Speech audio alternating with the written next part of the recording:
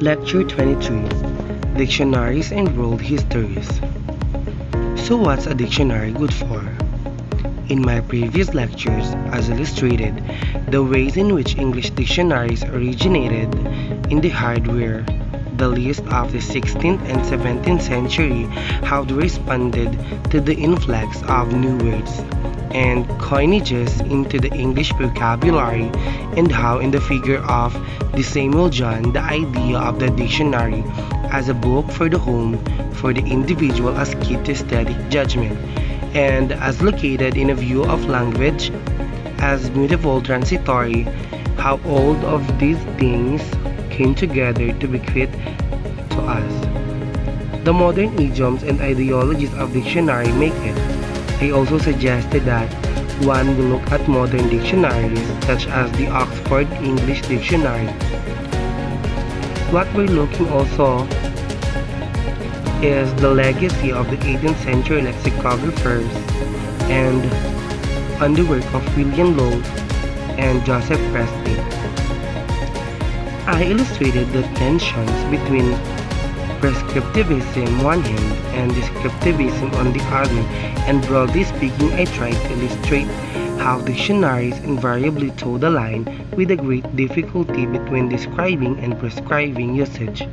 But I like to do in this lecture is look at some words and some aspect of change in meaning in particular to show what a dictionary is good for, or to put it more precisely, how we can use historical dictionaries such as the Oxford English Dictionary how we can use such dictionary to give us access and insight into individual words and some principles, perhaps semantic change.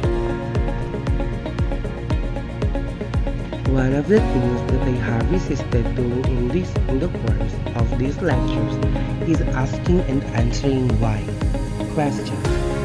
Why does language change? Why do words change meaning? Why did the Greek vowel shift happen, and so on?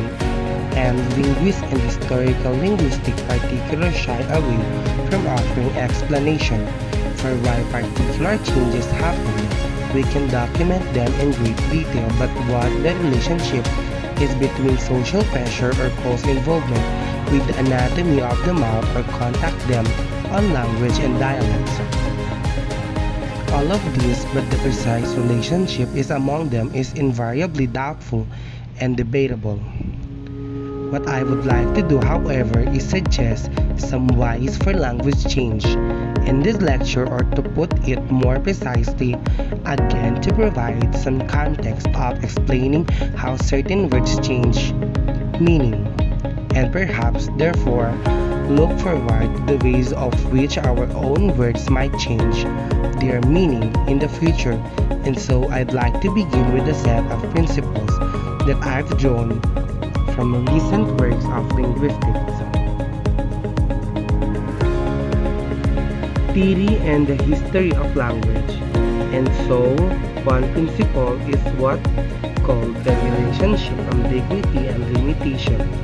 That is the argument that if a word or a form has two meanings, so incompatible that they cause ambiguity, one of the meanings died out, or more readily, the form itself becomes obsolete and ambiguity is limitation. I think have two subspecies as it were, one of them harmonymy. Now we all know what a homonym is. That homonyms are two words which are pronounced identically but what mean radically different things like THERE and THEIR. So there and there. And when I was a child growing up in Brooklyn, homonyms become for me a point of enormous tension, because I, like so many children of my generation, which thought to distinguish what a great precision between a word like which, WH, which the relative pronouns, and which a sorceress.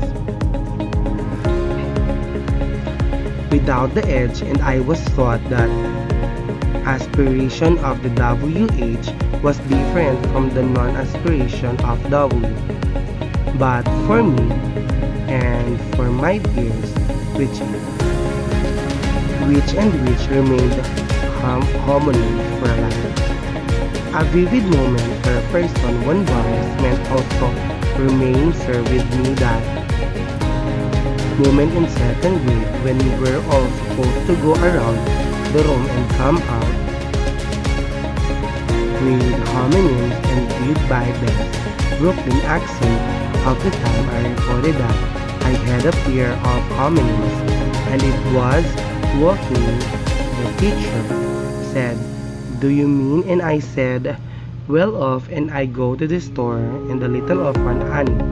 And clearly, these were not homonyms, but I'm offering this little tidbit to show you that homonymy remains both culturally and personally for many people an issue of contention. Now, for only personally speakers, how many may have also provoked cringe in language. An extreme example of homonyms of following sets of words in Old English: the word a, which means ever, the word e, which means law, the word a, which means egg, the word e, which means water, and the word which means means horse, and the word e, which means island. And if you see them spelled on the page and you pay attention to the precision of pronunciation, you could argue, well, they probably are in homonyms, but in everyday speech and certainly in casual conversation, the similarities of the pronunciation may have been so great that in order to avoid ambiguity, that is, in order limit the possible misunderstanding and misapprehensions of the word, different words came either from the languages or from the dialects. So for example, the word of for law disappears and is replaced by the word that eventually comes by law, that comes original from Latin and the Romance languages. The word e, which means egg, eventually disappears in the West Saxons or Southern Middle English form and is replaced by the ambiguous Northern and Scandinavian from egg. And you will remember texting me stories of the Mercedes is that the merchants who are trying to buy eggs in Kent, or London merchants are buying eggs and Kent can go to the farm out and they ask for eggs, and the wife says, "I speak now French," and they looking for Aaron. So here the issue is that perhaps of a form from another regional dialect comes in order to disambiguate homonym and make possible the fewest number of confusions. So these are the examples of homonyms and polysemy, and they are the subspecies of ambiguity and limitations. Another way in which words change their meaning is it to what is called extension in lexis, and I've used this term before. Extension in lexis is where metaphorical meanings of figurative senses take over from all their technical and literal meanings. So let me give you some examples. Were drawn from the informed and available all goods to something that the first appears at the end of the 14th century. It's only by the beginning of the 16th century that the verb plug means to uncover by adhesion, and so you can see here extension, and that is a gradual figurative sense from something very specific. So now when pipes get clogged, something like that, there's nothing about wood or fastening in it, simply an issue of uncovering. The verb past means to fasten, and Middle English it means to and fold. By early modern English and by the end of the 16th century, it means to grip with the hand. Brazen is beautiful word and it's another word that illustrates extension in lexis. Brazen simply means of brass brace, and this is its Old English and Middle English meaning. Now, if something was made of brass, it was invariably made in order to pass for something else that looked like brass and that is gold. And Renaissance writers write frequently of the difference between the golden age of the past and what they call this brazen world, that is a world not brazen in the sense of being impudent, but of being made of brass rather than of gold, to be brassy or to be brazen gradually took on the social senses as if being brazen was to try and make your breast pass for true gold hands. Only by the end of the 16th century worries and constitutes a category of social behavior rather than a quality of metallurgy. To breastly is to stand up stuff like brittles of a brush. By the middle of 16th century, it means to becoming digna, that is you metaphorically result, and I give you one more example. To broil is to burn in Middle English, and by the time of Shakespeare, it is to get angry. So what I am illustrating here through these particular examples are the ways in which words change meaning by taking on figurative or metaphorical meanings that eventually displace the older technical meanings. Because are repeatedly, this is an important problem in knowledge change, and specifically when you recognize the dictionary of English Johnson. Johnson recognized it in the making of the dictionary, and saw what he did was he recognized to the definition, so that the older primary or non-metaphorical meaning came first, even if that meaning was no longer current. And this is very important principle of lexicographer. That is that in this tradition of lexicographers, which is followed by the Oxford English Dictionary and by several other modern dictionaries, you are out to record, not the word definitions.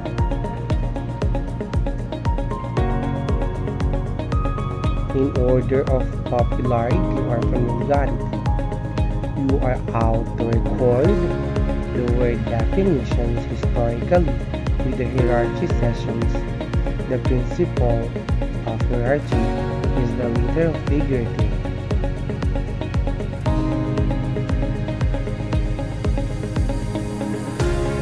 Lexicographer therefore creates the impression of hierarchies of the meaning, even when the hierarchies do not actually reflect the uses of the time.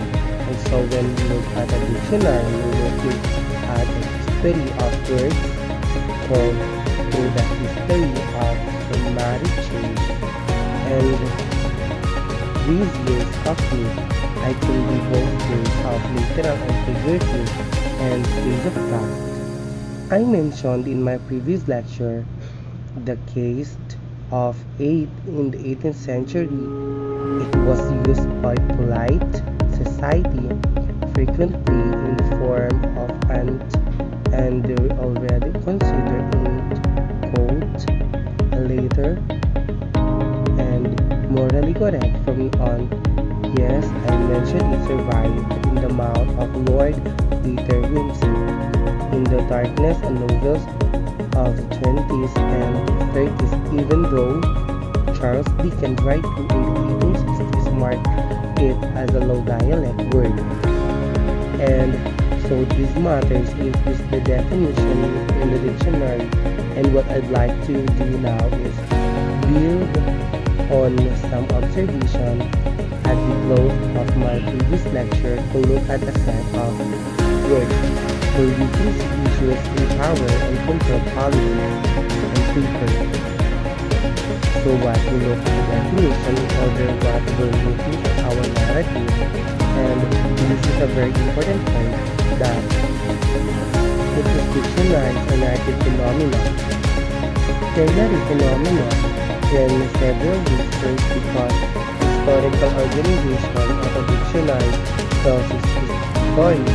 Every word should tell a story in my substantive lecture. I'm going to call attention to the way in which the makers of the Oxford English Dictionary explicitly make clear that word stories they borrow this idea from the Germanic philology and stand stories dictionary made cost of the 19th century were, in the words of one famous German classics,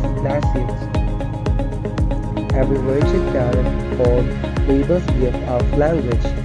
That is the light of the study language, and so dictionaries are narrative because the record sequence in linear form of historical words used in words in dictionaries of a narrative because very open definition. What I had not to do explanation from stories of how words playing the language, and at the close of my previous lecture I hinted at some words here, which they always offer narratives. There are a couple of words, in particular protocol and quiz, and at the end of this lecture I'm going to return to those in some greater details. So let's look at a couple of words to see what's going on in historical narrative.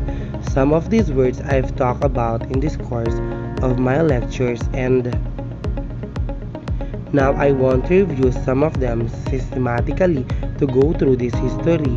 One of the most compelling words in such a history is the word ship. Another word, ship, is the story of extension in Lexis more than 2,000 years old from Germanic language into the English. This is a word that is the product of a period of continental borrowing. You remember my lectures on the Germanic languages, the period to borrow. That was that period before the Germanic languages split up before an Anglo-Saxons and the Jews came to the British Isles. When the Germanic people came in contact with the lesson of the Roman Empire, and many of the words that were borrowed from Latin at that time were words for commerce and warfare and architecture and some social control, and so all of the Germanic languages will have these words in their modern forms. As the word treat comes from the Latin word capo, which originally meant a small word check, and so in German it is often the verb meaning to buy, often to sell as well, because mom is merchant.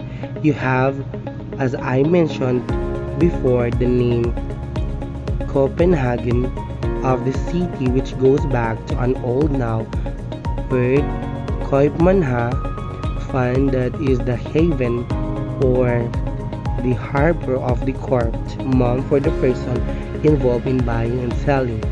That is the merchant's haven, the course Old Middle English. The word should extend its lexis beyond the simply buying and selling to refer to the thing itself or to the quality of the purchase, and so you have idioms like good shape, which refers to a low price or good buy.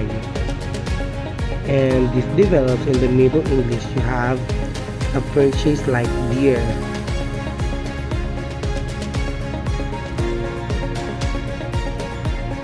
Cheap, which may seem to us like an oxymoron or contradiction here, The phrase means something expensive with there is dirt or scarcity of the product in place names and street name is still in London today.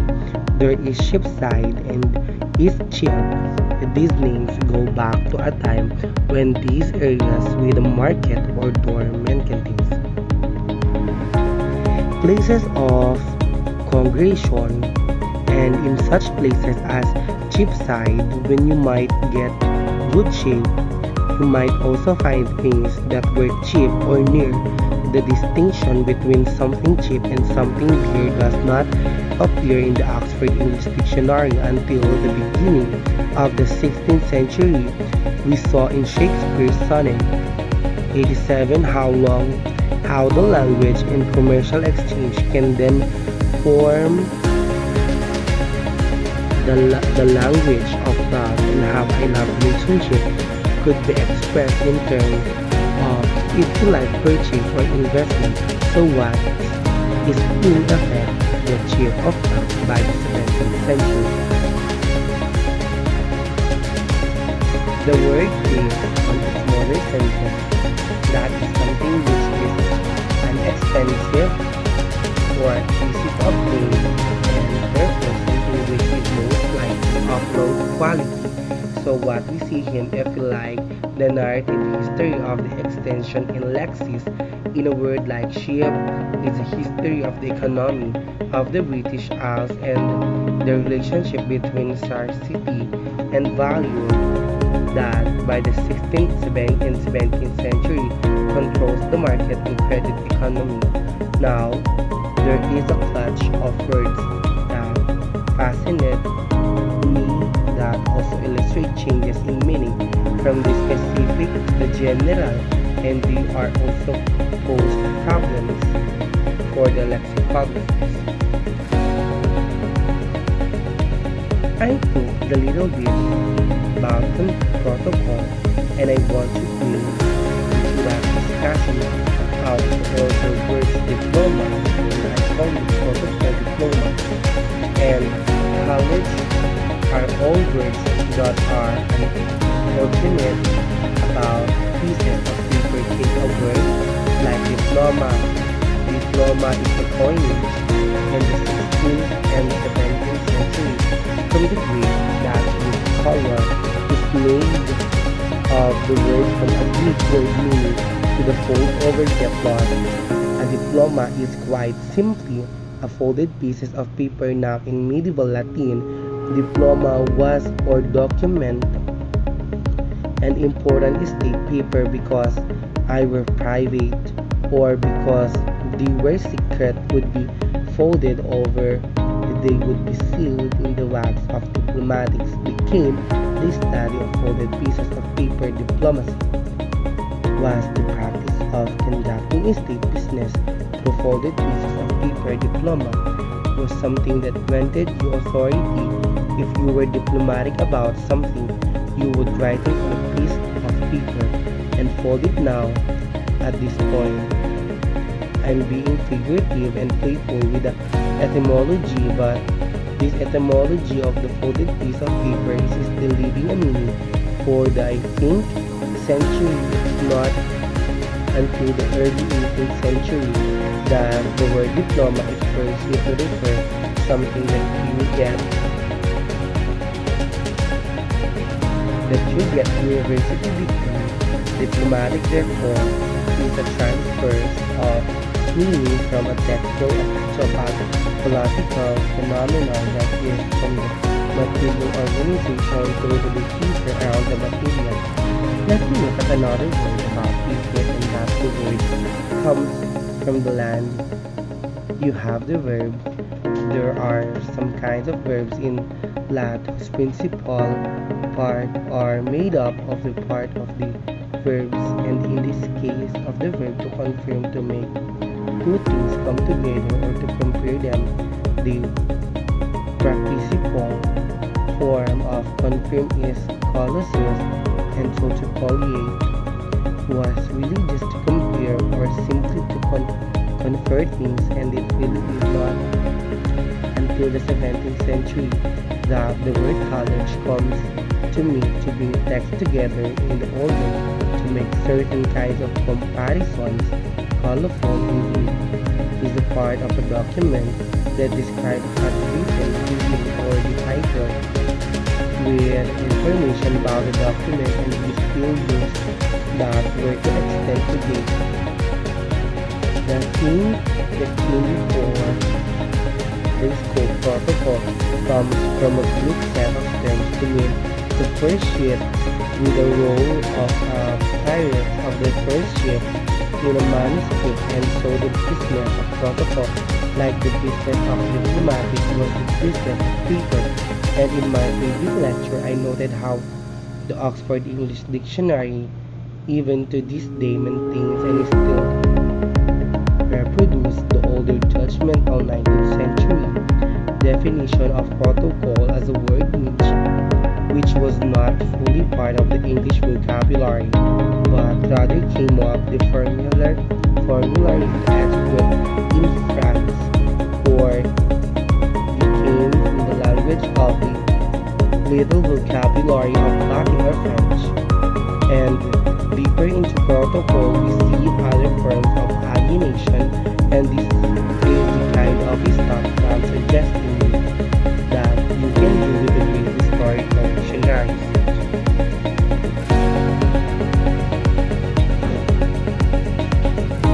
Read behind the definitions here, and I take almost both random from the several columns of the definition of protocol contain the parts of the United States acquired from Mexico. The name is used for the original record of land transfer as terra of land under the Spanish law. This was an empty name in the book by the official recorder of such transactions. So once again, we have a definition that the privilege disappeared very early in the narrative. These definitions privilege the alien or unusual quality of word protocol. Now, as I mentioned, the Oxford English Dictionary was begun in the late 19th and completed in the early 20th, and it's been constantly updated. And in a most recent edition of the array delivery, and that you get the modern unexpected use and extended a general uses any code of conventional or proper product, former incorrect behavior, and the citation of issues that the only form of the people of the most of people, and I talked about the end of my last lecture. And once again, I will conclude with a word of this book, origin, as I showed the OED as problems with knowledge, right, as that have knowledge as a statement of linguistic politics. It is a word of the theater. It is perhaps all words of Irish origin from the theater manager daily of Dublin, whatever is it stay here, the various forms of quiz, meaning of test, or meaning of the verb to inquire, whatever is going to hear or recite, etymology that challenges the lexicographical resources of the OED. And so, to wrap up this particular lecture and looking forward to the next, we need to recognize that the dictionary are not simply objective or empirical recorders of meaning.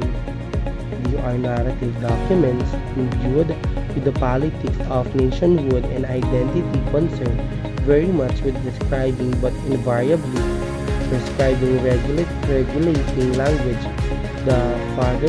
Furthermore,